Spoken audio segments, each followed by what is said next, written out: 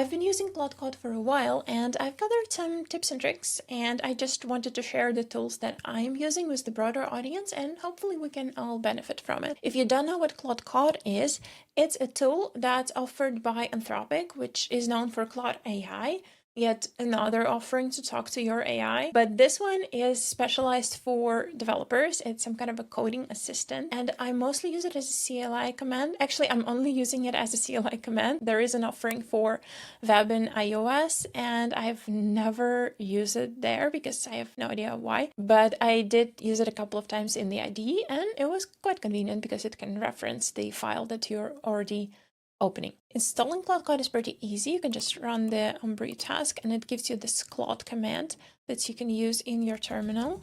And it launches the tool, but don't forget to move to the folder where your project is. When you launch Claude on your new project, the first thing you'd probably want to do is run the init command, which is gonna either scan your code base and create this claude.md file that will have all of the context of your project, or sometimes you might want to run this command on an existing project because, for example, I ran this init command when I just started the project, but now I've made some changes to it, so I'm going to run it again. It's going to create this claude.md file that we can see changing in real time. It usually takes some time for Claude to look through the whole code base and create this claude.md file, but I wouldn't skip this step because this is the file that Claude can reference all the time while working with the code base, and it really saves up on explaining same things over and over again.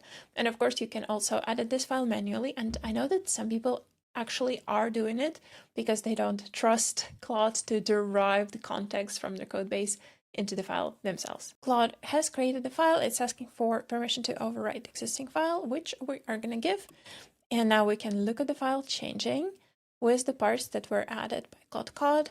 It's just an instruction on how to run the server and the front end and the structure of the code right now. I think as I move on with the project, I'm going to change this Claude file on my own because now it's quite big and it references some things that will be changing quite rapidly. For example, the folder structure, but for now it'll do. Now Claude has scanned my whole code base and it created this file, and it probably has a lot of things in the context. So I'm going to check it out with the context command. As I can see, the context is mostly free. I am checking the context quite often because once the context is full, Claude is starting to compact, and compacting kills every knowledge it has. It's turning it into some drooling AI robot. So I'm really trying to avoid compacting as much as I can. If I see that the context is almost full, but I still need to work on the same feature, I'm asking it to create a plan and to externalize it, to save it to some file. So I can clear the context using the clear command, and then I can ask it to read from that file with the plan and start from there. Surprisingly, it works way better than compacting. Now that we've covered the most basics command like init, context, and clear, we can move on to what I'm actually using Claude Code for, and this is building the boilerplate for new features. Same boilerplate because I don't really trust AI to build features for me. Maybe for a bad project, but not in my real work. What I'm usually doing, I'm asking Claude to create a feature. Let's say I want to add a new feature. I want users to be able to add pictures to their event creation, but I don't really trust Claude to implement a feature on its own. So what I'm going to do, I'm going to press Shift-Tab to switch to the plan mode, which means that Claude is not allowed to make any changes, but it will share the plan with me. I don't even have to write, please write a detailed plan. I just use Shift-Tab and switch the plan mode. You do want to say, please think deeply about the feature if you want the reasoning model to kick in and double check everything. But for now, we're just going into the planning mode. You can press Ctrl-O to see what's actually going on and the flow of thoughts of Claude Code, and I'm doing it sometimes when I'm bored, but overall, it's fairly interesting. One thing that I really love about Claude Code is this questionnaire thing. Just look at this, it's so cute. It has tabs with questions, and you can answer the multiple questions at the same time before Claude can continue with the planning. Where should the event be stored? We're going to store them locally, but for the sake of making it nice, we're going to make it a little bit more complicated.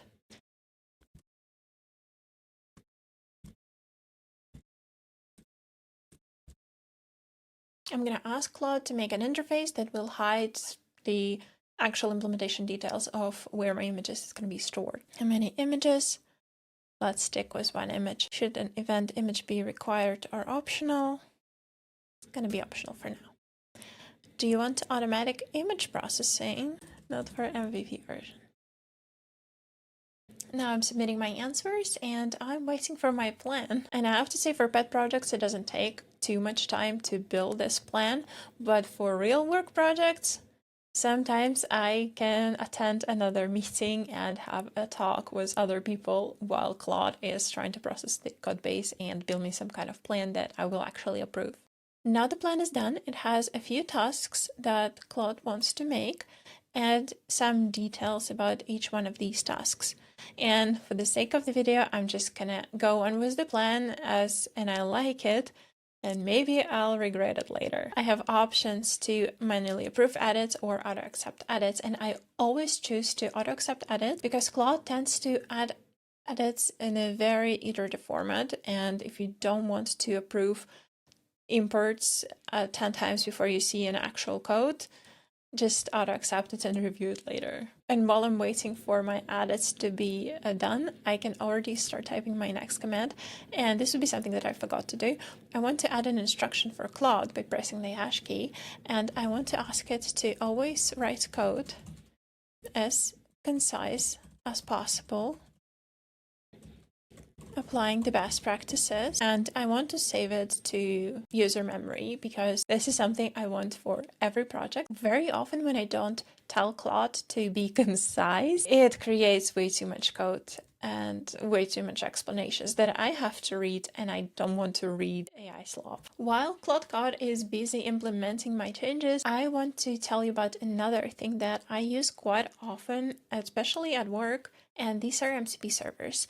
If you're not familiar with MCP servers, these are basically APIs for existing or new services, but made in a way that's understandable for AI. There is a special protocol, and AI learned how to use it, and we learned how to build it. And there are so many MCP servers that you'd think that there will be a marketplace for it, and there is one, of course, with the very telling name MCP Market. And if you look at top MCP servers, you will see a lot of the servers that are actually widely in use right now. For example, Context7 is an MCP server that will pull the latest documentation for the library you're using. When you're asking Claude Code to implement something using a fresh library, it doesn't hallucinate the documentation. It actually goes to Context7 and fetches it. Because one thing AI cannot keep track of is the versions of your libraries. Another MCP server that is quite popular is the Playwright server because it helps you to build UI using Claude Code. I haven't tried it myself and I'm really looking forward to that. I don't build a lot of UI stuff. FastMCP is an MCP server that helps you build your own MCP server, and it makes me think about some similarities between LLM and MLM. It's the MCP server inception we're in. But you have to be quite careful with the MCP servers you're using because not all of them are gentle with your token usage. For example, the Chrome DevTools is known for eating all of your tokens, and it's not even the fault of the MCP server, it's the fault of how LLMs are processing the text input. And unfortunately, a lot of formats that are very convenient for us developers, like JSON, are extremely greedy when it comes to tokenizing the text. If you look at this tokenizer from OpenAI, you will see that if you put some text, that the token usage is quite nice. A lot of words are actually using only one token, even the pretty long words like relationships. But if you look very closely, you will see that all the punctuation marks and words like OpenAIs will take more tokens than you'd think. Unfortunately, if we put a JSON in this field, I'm just gonna take this simple JSON. As you can see, the usage of tokens in a JSON is enormous. Every double quote, every curly bracket, it's a separate token. And of course, especially in the new models, there are some techniques to optimize the usage of tokens, but you have to be very careful when you're using formats like JSON. Of course, you can also optimize on your site, create a AI-friendly format by basically removing the double quotes because AI doesn't need them. But it does require some thought. And as far as I know, Chrome DevTools has not applied this optimization, at least yet, and gonna eat all of your costs. I like MCP servers as the idea. I like all of the protocols and standardization and optimization because it makes AI feel like less of a hype and more like a tool. I have to say, every time I use Claude, I find something new for me. For example, recently I've learned about the to-do command that just lists all of your to-dos, which is quite convenient because I really like sprinkling my to-dos all over the code base, and then I have to use search to find them. One more thing in Claude that I like is the ability to add agents or skills or commands, and this is mind-blowing at first because you have these different entities and you need to figure out which one to use where. But luckily, just as with MCP Market, we have the Claude Code templates marketplace. And if you look at the agents, you will see that most of the agents are basically personalities that you can hire for your tasks. So for example, you'd want to install the code review agent to review your code, or you want a Python pro to write the Python code if you're not an expert in that language. But I have to say, for me, I don't really trust agents yet. They're supposed to be a fully autonomous sub-agents that will go and work on your tasks without your supervision. But of course, it doesn't work like that. It's just funny to play with the personalities, I think. In the future, the idea is that you take some of the agents, for example, the testing expert, it was somewhere here, yeah, the test automator, and you give this agent a task to go and create the test for your database covering the most important aspects, and it just does it in parallel without your input. Does it work? Not really, but we're getting there. Another thing is commands. Commands are very small, simple things that is done by your main agent, so Claude in this case. Most of my usage of Claude is commands because I want to commit, I want to make a PR, I want Claude to review my code, I want to, I don't know, generate a test, generate documentation, and these are all very small commands that I don't need any personality to be attached to, and I don't need them to run in parallel, they just exist. I have to say I barely use them from this template website because it's way more fun and way more useful to create your own based on what you're usually doing. And my approach to this is basically if I keep repeating the same thing in the prompt, that's a command. Another thing that we have is skills. The skills are pretty new and I don't find them particularly useful for pet projects yet, but at work, oh my God, this is amazing because probably if you're working in a big enough company, it adopted some kind of weird ways to do stuff, whether it is the deployment steps or maybe some weird way to authenticate between the servers or, you know, any of the company knowledge things that you have to look up every time because it also keeps changing. The skills are amazing for this purpose. Basically a text file, you explain what exactly you want to do and how. And every time you're working with the task that's close enough to the skill, Claude will ask you, hey, can I run this skill for you? Can I double check what's going on there? References this skill list to optimize the implementation of some task. The great thing about skills is that you can build skills on top of existing skills. And by the way, have you remembered about the inception part? Yes, there is an MCP builder, obviously. I find skills quite useful. I find them making my life way easier, especially if you're working in the same repository with multiple people and they already build that skill for you. I really want to try applying these skills to my pet projects. Haven't gotten to that yet, but maybe I will. So subscribe to the channel and let me know if you're interested in that. I think that was it for everything that I could remember right now. I will probably use a lot more next week, but I am trying to share my findings in a text format as well because I know how difficult it is to perceive everything that's in the video and remember all of the tools that were mentioned like 10 minutes ago.